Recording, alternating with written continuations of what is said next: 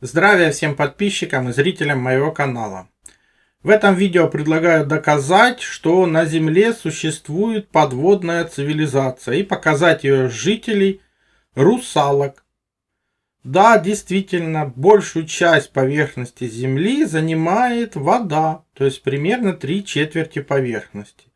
А сам мировой океан изучен всего лишь на 2 или 5%, не более. То есть, по оценкам биологам, в океане существует более 2 миллионов видов живых организмов, из которых мы знаем менее 200 тысяч. А если учесть, что российские, немецкие, французские геохимики нашли на глубинах 410-660 километров под поверхностью Земли океан архейского периода, то есть изначальный, возраст которого 2,7 миллиарда лет, и объемы его от 4 до 20 раз больше, чем тот океан, что мы видим на поверхности, то можно сказать, что действительно вся планета принадлежит водной цивилизации. У нее самые большие просторы, самые большие ресурсы, и, скорее всего, даже население намного больше, чем то, что мы имеем на поверхности Земли. И совершенно другой уровень развития, так как они здесь находились тоже, скорее всего, изначально. Нам нужно это, потому что народ, не знающий своего прошлого, не имеет будущего, ну и вынужден повторять одни и те же ошибки. Друзья, спешу поделиться с вами отличной новостью. Несколько дней назад производитель синтезита, которым я пользуюсь уже давно для поддержания энергии, выпустил лимитированную новинку – синтезит гастроформа. Это порционное саше для поддержки пищеварения. В составе только рабочие компоненты: инулин, глутамин, имбирь, артишок, солодка и капсула синтезит, которая усиливает восстановление слизистой и нормализует работу ЖКТ на клеточном уровне. Без сахара, без агрессивных стимуляторов, без привыкания. Разводится в воде, действует быстро и мягко. Синтезит гастроформа помогает снизить вздутие, улучшает отток желчи, восстанавливает микрофлору и возвращает комфорт после еды. Саше удобно брать с собой. Один пакетик, один прием в день. Гастроформа – лимитированная партия, так что если хотите наконец избавиться от проблем с пищеварением, успевайте. Я себе уже заказал. Ссылку оставлю в описании. А какие мы ошибки не помним из прошлого? Например, мы совершенно забыли, что в шумеро-аккадской мифологии говорится о загадочной расе полурыб-полулюдей под предводительством Оаннеса. Согласно истории Вавилона, жреца и историка Бероса, который писал ее примерно в IV веке до нашей эры, люди жили как животные до тех пор, пока полурыбы, полулюди не вышли из-под вод Персидского залива и не научили жителей Месопотамии письму, наукам, строительству городов и храмов, земледелию и обработке материалов, в первую очередь металлов. И выходили они из моря в течение 432 тысяч лет при правлении различных вавилонских, ассирийских и халдейских царей. О том, что все это не забыто, можно понять, посмотрев на головной убор Папы Римского, который представляет собой как раз голову рыбы с открытым ртом. Именно так выглядел легендарный предводитель Оаннес. Потому что по Беросу он выглядел именно так. Опять же, это все описывает древнегреческий писатель в первом веке примерно до нашей эры. Что он описывает? Что тело у него было рыбьим, а под рыбьей головой была другая, человеческая. Внизу же были ноги, как и у человека. И, внимание, рыбий хвост. Голос его был человеческий, язык понятным. Днем это существо беседовало с людьми, но пищи в это время не принимало. Когда же солнце садилось, это существо снова отправлялось в море и проводило всю ночь в его глубинах, ибо оно было земноводным. То есть, можно было бы все это списать на сказки, но обратите внимание на то, что мы видим на видео, которое сняли в наше время. Вот эта синенькая стрелочка показывает хвост. При этом существо несут как бы спасатели, вытаскивая из воды за ноги и за руки, ну еще остается и хвост. То есть именно так выглядели легендарные вот эта раса полулюдей, полурыб. И видео это нашего времени. Вы его можете посмотреть у меня в телеграм-канале. Все скриншоты из видео, которые мы здесь представим, Полное видео можно посмотреть в телеграм-каналах. То же самое о подобных же людях пишет древнегреческий писатель Лукиан в II веке о сирийской богине. Упомянул о женщине-амфибии, описывает величественный храм в городе Гиераполе. Он говорит, что это святилище основала Семирамида Вавилонская, от которой осталось много сооружений в Азии. Она построила его в честь своей матери Деркета. Видел изображение этого Деркета, странное зрелище. Верхняя часть представляет собой женское туловище, тогда как нижняя от бедер до ног сделана в виде рыбьего хвоста. Действительно, многие подобные статуи и памятники находились в различных городах, которые как раз были обязаны строительству таким полулюдям, полурыбам, ну или их потомков. Например, подобное обожествление этих существ известно с давних пор, и в наше время на Греции существуют подобные иконы, где на них написано Горгона, то есть при переводе с русского слова русалка на греческий, то звучит слово Горгона. То есть Горгона никто иная, как русалка. Соответственно, русалкам поклонялись в прошлом, обожествляли их, считали святыми, правительницами, принцессами. И в наше время существуют подобные, скажем так, нечастые иконы, в основном в Греции, где действительно Богородица изображена, верхняя часть человеческая, а нижняя часть обычная русалка. Что пишет Гесиод в 8 веке до нашей эры? Там многие писатели, вплоть до 2 века, писали примерно одно и то же. Они писали, что люди-амфибии жили недалеко от Греции, Египта, Малой Азии, и в античное время они нам известны как Старец Нерей, Протей, Тритон, Главк, Дерекета и другие. Встречи с ними происходили и в средние века, и, судя по рассказам очевидцев, продолжаются по наше время. Перед вами кадры, которые были сняты при помощи современных технологий, то есть квадрокоптера, опять же их можно посмотреть в моем телеграм-канале. Мы видим целую стаю этих русалок, которые плывут, которые видно, что это не монтаж какой-то или не искусственный интеллект. Опять же, все это можно посмотреть в телеграм-канале. Их не просто одна-две, их десятки. И об этом было известно предыдущие тысячи и тысячи лет. Ну и в наше время мы их встречаем. Например, тот же легендарный Нерей. Он один из почитаемых богов водной стихии, добрый, мудрый, справедливый. Обещал морякам счастливое плавание. Знал местонахождение и путь к саду Гесперид. А это подземное строение Земли. Конечно, знал, потому что вся вода на планете связана. В том числе и подземно, и умел перевоплощаться и предсказывать будущее. Слева как раз иллюстрация из советского мультфильма, где Геракл сражается с этим старцем Нереем для того, чтобы он ему рассказал путь в подземлю к молодильным яблочкам.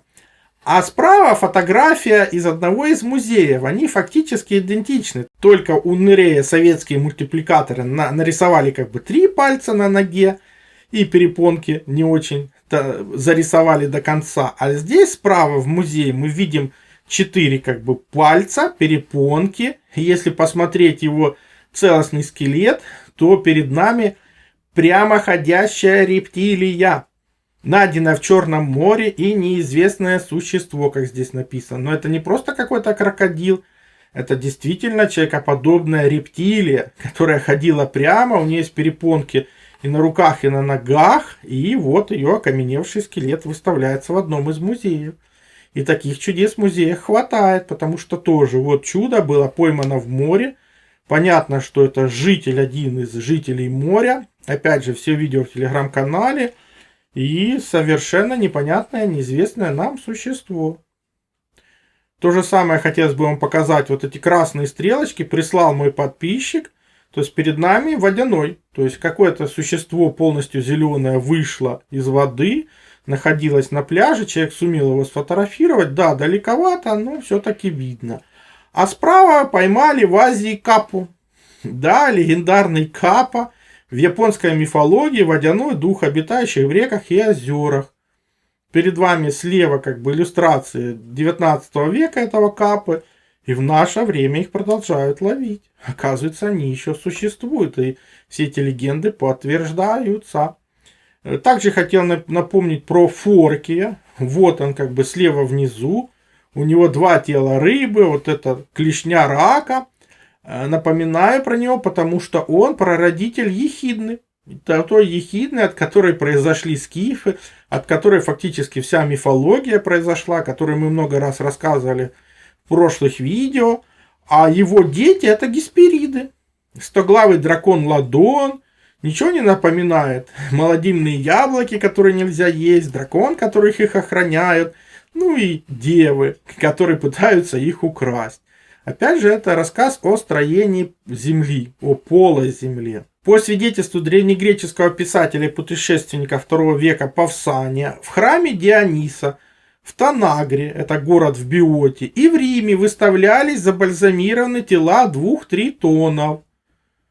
Ну, то есть он здесь их описывает. Опять же, перед вами иллюстрация средних веков, где люди встречаются с сиренами, тритонами, и для них это совершенно нормально. Ну, вы скажете, ну, это все, наверное, все давно погибло. В современных музеях до сих пор сохраняется выставка этих русалок. Перед нами как раз русалка из музея в Румынии, из Константы. Вот она настолько огромная, что даже в один кадр не влазит. Ну, целое видео можно в Телеграме посмотреть у меня.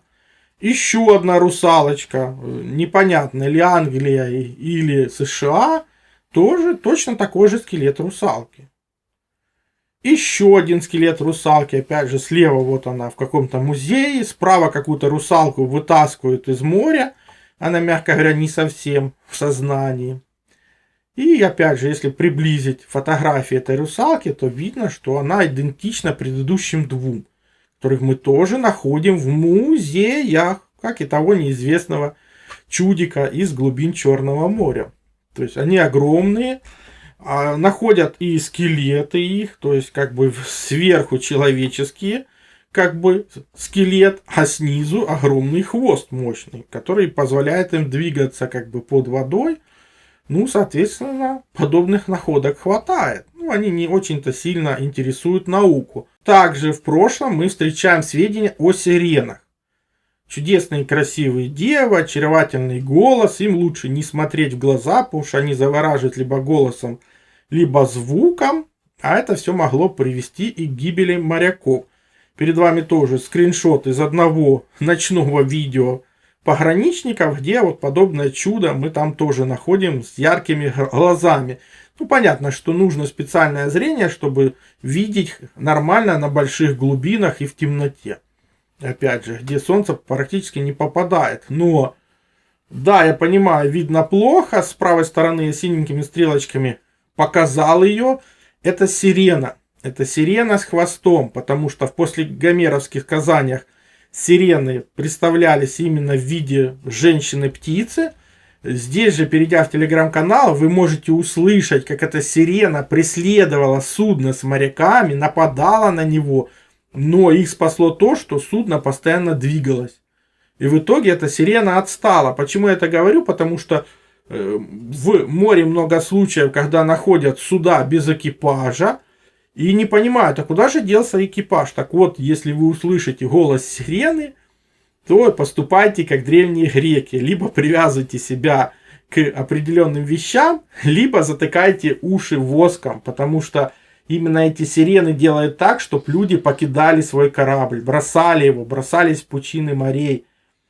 И поэтому надо об этом знать. И у нас есть подтверждение древних легенд современными видео, что говорит о том, что цивилизация подводная продолжает существовать, но она несет определенные угрозы. Гренландия, глубоководный батискаф, 2013 год. Опять же, скриншоты из видео. И видно, мягко говоря, что это не рыба, это как раз русалка. Но, почему я это показываю? По всему миру, на разных глубинах мы видим одно и то же.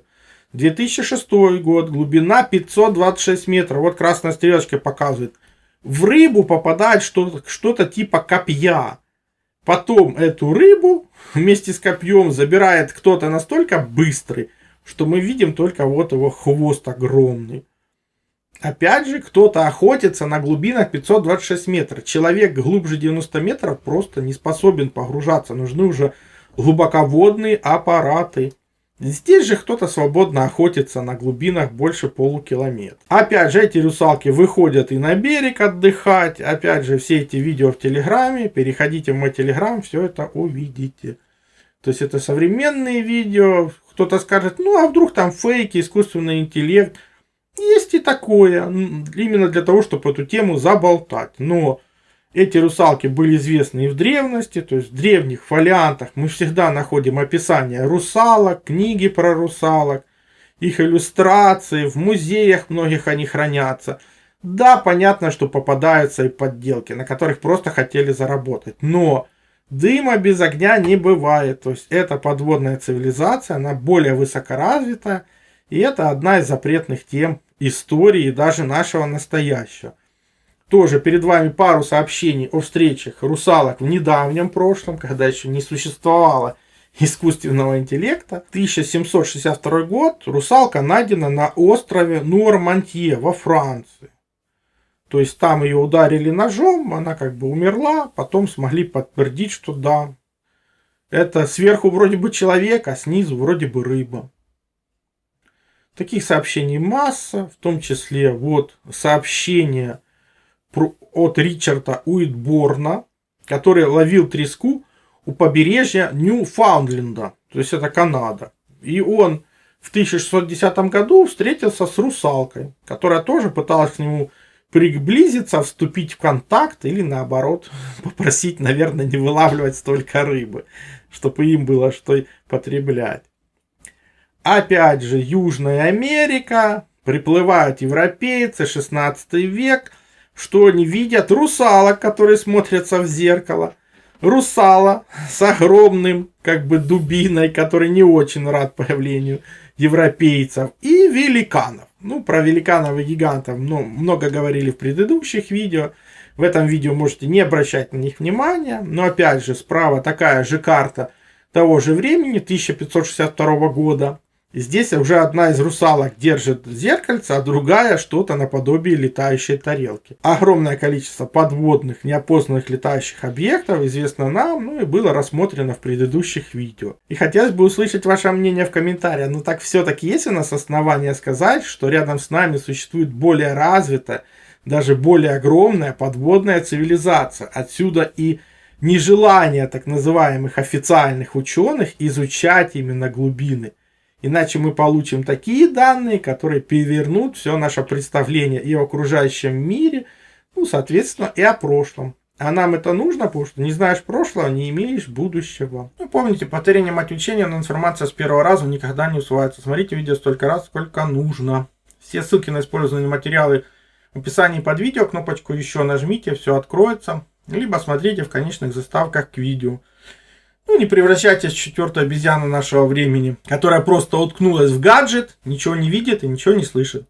Напишите свой комментарий, поставьте лайк, подпишитесь на канал, поделитесь видео в социальных сетях, для того, чтобы здравомыслия стало больше, новые исследователи подключились к этому направлению, ну, больше информации на канале и в конечных заставках к видео.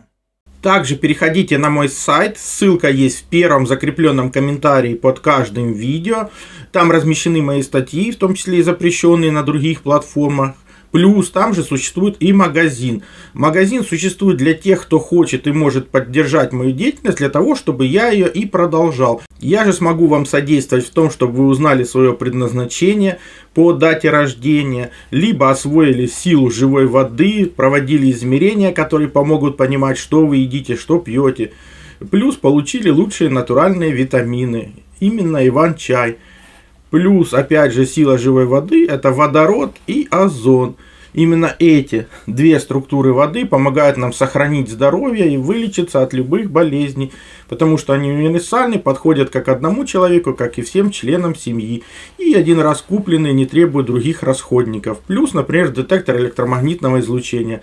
Мы все живем в городах, а там огромное количество электромагнитных полей, и имея эти простые измерительные приборы, вы сможете не попадать под их влияние, а значит будете меньше болеть и дольше просто проживете без лекарств.